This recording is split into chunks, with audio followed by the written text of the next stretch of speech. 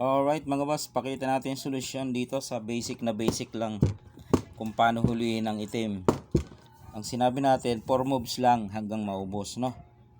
Okay, kung ang isusulong mo ay 15-1, abutin ka ng 5 moves. Bilangin mo, 1. Saan pupunta ang itim? Dito. Di pupunta ka naman dito. 2. Pagbalik niya dito, 3. Atras ka, 4. Pagkain niya, 5. Hanggang maubos nga eh. Di ba? Abutin ka ng 5 moves diyan. Ay ang rules ng puzzle ay 4 lang. Okay? Para maging 4 yan, ang sulong mo diyan hindi dito. Dito, 1. Di ba? Kung dito siya, dito. Pagkain niya, 3. Pagkain niya, 4. Di 4. Okay na. Sa iba naman, ulit. Dito tayo. Paano kung dito siya? Dito ka lang, 2. Di ba? Pagbalik niya dito, 3. Pagkain niyang 2, 4. 4 lang.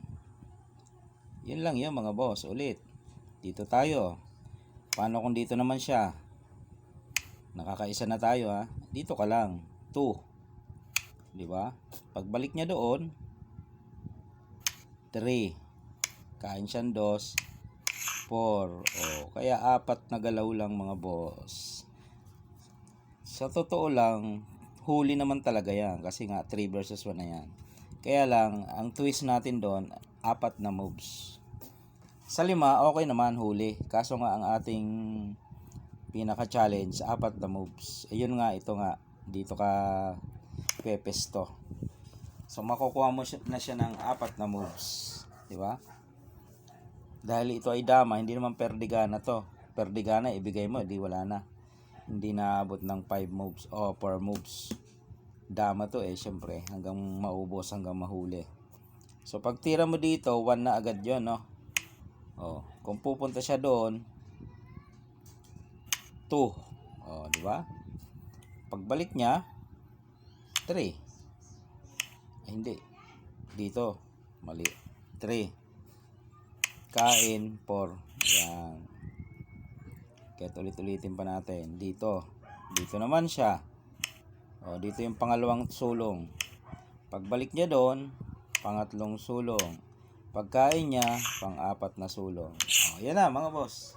Ganun lang kadali, kasimple, no? Ka-basic, no? Para makuha mo ang 4 moves na sulong sa paghuli. So, meron tayong idea na sa paghuhuli ng 3 versus 1, hanapin natin ang ganitong forma, itaboy natin dito ang itim at madali na, no?